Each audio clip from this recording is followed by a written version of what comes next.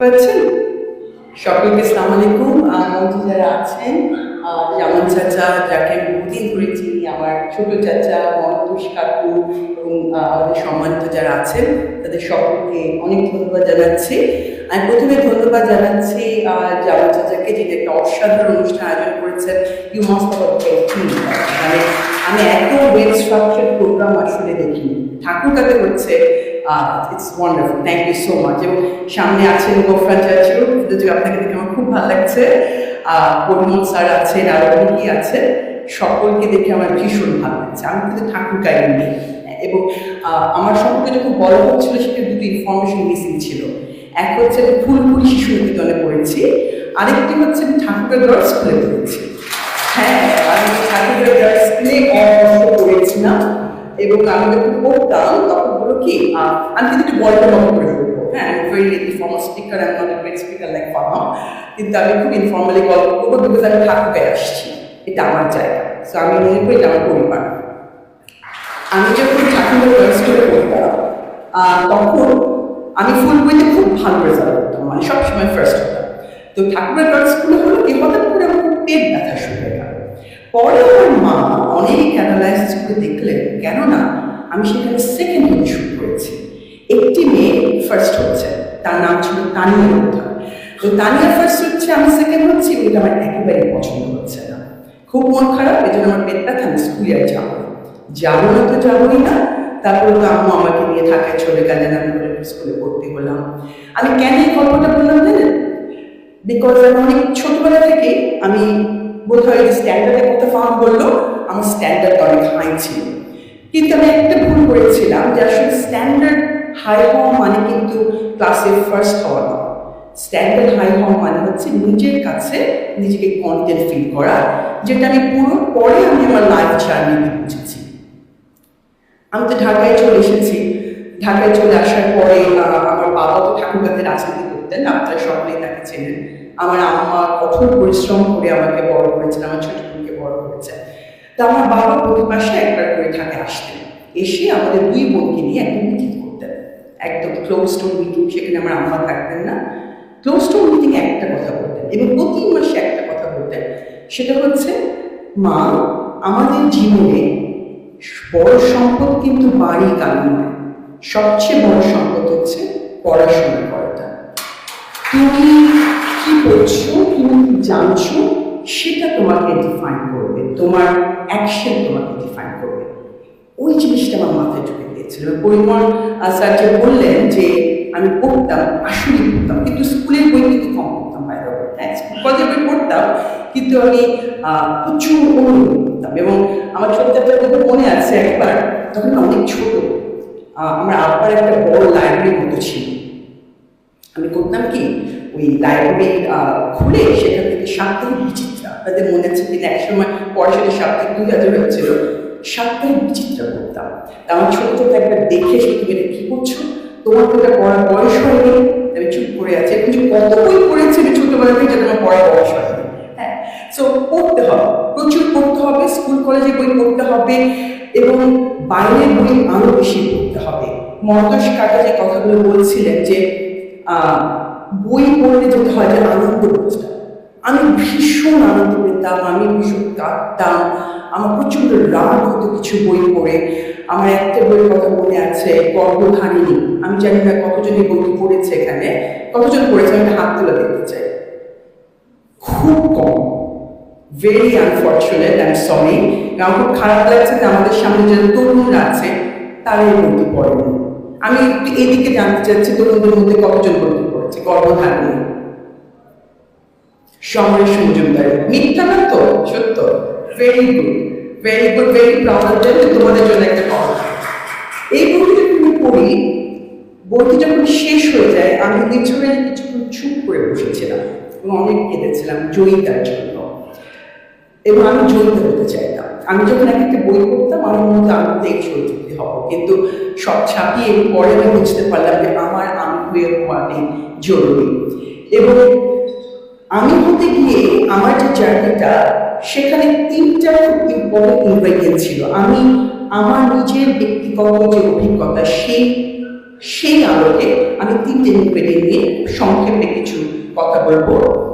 প্রথম ছিল যে ডিটারমিনেশন, যে আমি আমার লাইফে একটা কিছু করতে চাই কিংবা একটা কিছু হতে চাই এবং আমি নিজেকে কন্টেন্ট ফিল করতে চাই। এই যে ডিটারমিনেশন, এটা আমি করবো এবং আমাকে এই জিনিসটা করবার জন্য আমার কি কি করা দরকার, আমাকে সব কিছু করতে হবে।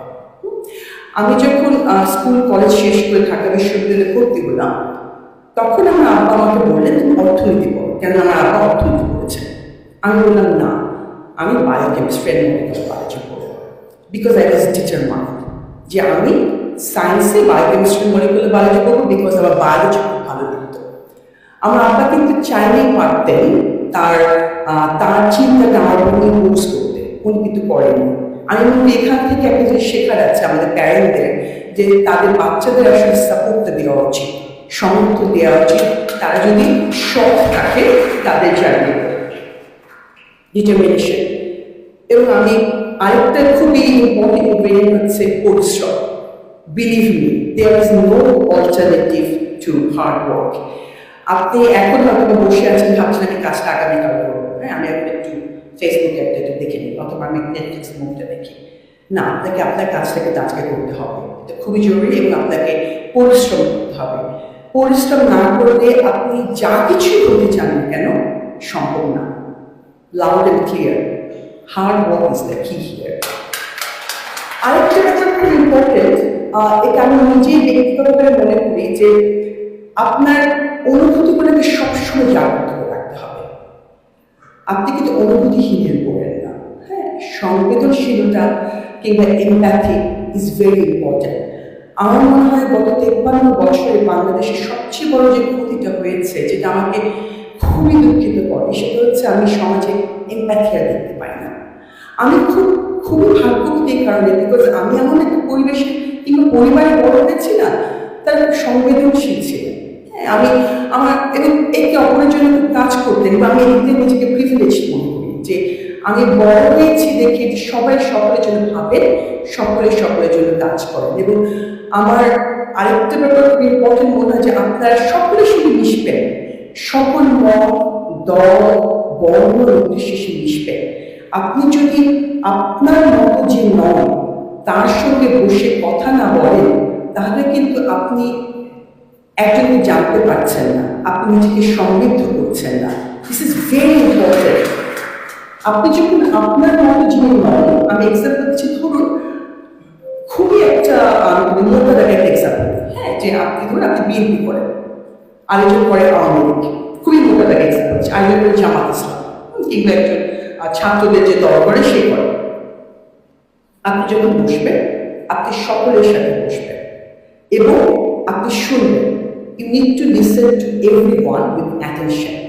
আপনি যদি মন দিয়ে অন্যের কথা না শোনেন, তাহলে কিন্তু পরবর্তীতে আপনি যেটা বলতে চান সেটা কোনো বেস তৈরি হবে না। কারণ আপনি না শুনে আপনি জানবেন না তারা কি বলতে চায় এবং আপনি নিজেকে প্রস্তুত করতে পারবেন না। সো আপনার নিজেকে প্রস্তুত করার জন্য সংবেদনশীলতার সাথে, এমপ্যাথির সাথে সকলের সঙ্গে বসতে হবে, শুনতে হবে এবং সেই অনুযায়ী আপনাকে কাজ করতে হবে। This is very important. আমার মহেশ কাকা যখন কথা বলছেন, আমার ছোটবেলার কথা মনে পড়ছিল। আপনার মনে আছে কিনা কাকা আমি জানি না। মহেশ কাকা বাসায় আব্বু আমাকে নিয়ে যেতেন, কাকি ছিলেন তখন। কাকি আমাকে ভীষণ আনন্দ করতেন। উনি আমাকে খুব মজার পায়েস রান্না করে খাওয়াতেন। আমি এই কথাগুলি বললাম কারণ আমি ছোটবেলা থেকে ঠাকুরগাতে কিন্তু বড় হয়েছি এবং সকলের সাথে মিশেছি। আমার বাবা মা আমাকে সেই সাপোর্টটা দিয়েছিলেন, আমার পরিবার সেই সাপোর্টটা আমাকে দিয়েছিলেন। এই জন্য মিশতে হবে, সবার সাথে মিশতে হবে, সবার সাথে কথা বলতে হবে, মনোযোগ দিয়ে শুনতে হবে যে অন্যকে বলতে চায়। আমরা গত 16 বছর পরে এখন এমন একটা জায়গায় দাঁড়িয়ে আছি না বাংলাদেশ, আমি বলি ইটস ভেরি ভালনারেবল। খুব একটা ট্রানজিশনাল পিরিয়ড দিয়ে আমরা যাচ্ছি। এই সময়ে সত্যতা বলা এবং সংবেদনশীলতার সাথে বলাটা সবচেয়ে জরুরি। আমাদের এখন সবচেয়ে বেশি জরুরি হচ্ছে আমরা যে ধ্বংসস্তূপের উপর দাঁড়িয়ে আছি, সেটা ইকোনমি বলুন, সেটা মানুষের মনোজগতের কথা বলুন, সেটা আপনি জুডিশিয়ারির কথা বলুন, খুব জরুরি আপনাকে এখন তৈরি করতে হবে। আমরা যদি এখনই তৈরির কথা না বলি আমরা কিন্তু আরো 100 বছর পিছিয়ে যাব। আমি মনে করি যে আমাদের যা ভেঙে গেছে, যা গুলিয়ে গেছে, যা গেছে তা যাক, এখন অতীতের দিকে না তাকিয়ে আমার মনে হয় যে আমাদের সকলকে এখন সামনের দিকে এগিয়ে যেতে হবে, তৈরি করতে। আমার সামনে যে অল দিস ইয়াং পিপল, আমার খুব ভালো লাগছে। আমার মেয়ে আপনাদের থেকেও ছোট, কিন্তু আমি আমার মেয়েকে সবসময় একটা কথা বলি, সেটা আমি আপনাদেরকে বলতে চাই। সেটা হচ্ছে যে believe in the power of habit. আমরা এই ব্যাপারটা কিন্তু আসলে এড়িয়ে যাই। আপনার আজকে যে অভ্যাস, আপনি সকালবেলা ঘুম থেকে যা করছেন, স্কুলে যাচ্ছেন, স্কুল থেকে ফিরে যা করছেন, আপনি যা চিন্তা করছেন, রাতে যা করছেন, ঘুমোতে যাওয়ার আগে কি ভাবছেন, এই সব কিছু কিন্তু আপনাকে ডিফাইন করে। ডিফাইন মানে বোঝেন তো ব্যাপারটা, যে আপনি কি হচ্ছেন কিংবা কি হতে চাচ্ছেন, সেটা আপনাকে কি বলবো, যে আপনাকে ক্যারেক্টারাইজ করবে, পিকচারাইজ করবে। একজন আপনাকে যখন দেখছে তখন কিন্তু সে আপনাকে সেটা দেখবে। পাওয়ার অফ হ্যাবিট খুব ইম্পর্ট্যান্ট। ভালো অভ্যাস করতে হবে। অভ্যাস যদি খারাপ হয় না, we are doomed in a way that আমাদের আসলে কিচ্ছু হবে না। আপনারা প্লিজ নিজেদের ভালো অভ্যাস করার উপর জোর দেন। এটা আসলে আমি একজন আমার মেয়ের মা হিসেবে, আমি পড়িয়েছি বহুদিন ঢাকা বিশ্ববিদ্যালয়ে, তো সেই হিসেবে বলতে চাই যে ফর গডস সেক ভালো অভ্যাসের উপর জোর দেন এবং কোনো কিছুকে কোনো ছোট মনে করবেন না। আমি এক্সাম্পল দিই, আমি যখন মাস্টার্স করছি সিকেতে, ইউনিভার্সিটি অফ নিউ সাউথ ওয়েলসে, আমি পড়তাম, ইউনিভার্সিটি যেতাম, পরে আমি কাজ করতে যেতাম একটা ইন্ডিয়ান রেস্টুরেন্টে। আমি কিন্তু বাটার চিকেন বিক্রি করতাম। হ্যাঁ, আমি কখন নিজেকে ছোট মনে করিনি কাজটা। কেন করতাম? সো দ্যাট আমার যে খরচটা সেটা যেন আমি বিয়ার করি, এটা খুব ইম্পর্টেন্ট। এবং তারপরে কি করতাম জানেন, তারপর আমি লাইব্রেরি যেতাম। লাইব্রেরিতে প্রায় 10টা-11টা পর্যন্ত আমি পড়াশোনা করে, সেই ট্রেনে করে আমি আবার বাসায় ফিরতাম। So it was very hard, but we did it. এবং এই জন্যই বলি যে ভালো অভ্যাস করবেন, ডিটারমিনেশন রাখবেন, কঠোর পরিশ্রম করবেন এবং কোনো কাজকে ছোট মনে করবেন না, কাউকে ছোট মনে করবেন না। আর একটা কথা ফর্ম বলেছে, ইট ইজ ভেরি ইম্পর্টেন্ট। আমি মনে করি যে সাকসেস কিন্তু আপনি কি হলেন সেটা না, আপনি কি ফিল করছেন সেটা জরুরি। যে ডু ইউ ফিল কন্টেন্ট? আমি তো মনে করি আমাদের পরিবারের সবচেয়ে সাকসেসফুল হচ্ছে আমার মা। বিলিভ মি, বিকজ আমার মা আমার আব্বাকে যে সাপোর্টটি দিয়েছে এবং আমার মা যেভাবে আমাদের দুই বোনকে বড় করেছে, সেটা অসাধারণ। এবং উনি যেভাবে নিজেকে কন্টেন্ট ফিল করে, এটা কিন্তু আমি অনেকের মধ্যে দেখি না। এই যে কন্টেন্ট ফিল করাটা, তার মানে হচ্ছে যে আমি জানি আমি সত্য আছি, আমি জানি আমি সৎ আছি, আমি আমার ডিটারমিনেশন, আমি আমার এই অনুযায়ী কঠোর পরিশ্রম করে গেছি, আলহামদুলিল্লাহ I feel good. This is the কি, I feel content. This is your success. আমি as I said, আমি খুব ভালো বক্তা নই। আমি এই বিষয়গুলো আমি শুধু আপনাদেরকে রেখে যাচ্ছি। Again, it's up to you. আজকে যারা আছে, আমি মনে করছি তাদের বয়স সম্ভবত 15 থেকে 25-এর মধ্যে আছে, এবং আমাদের সামনে আমাদের যারা বয়োজ্যেষ্ঠ যারা আছেন, তারাও কিন্তু তাদের উইজডম নিয়ে একই কথা বলবেন।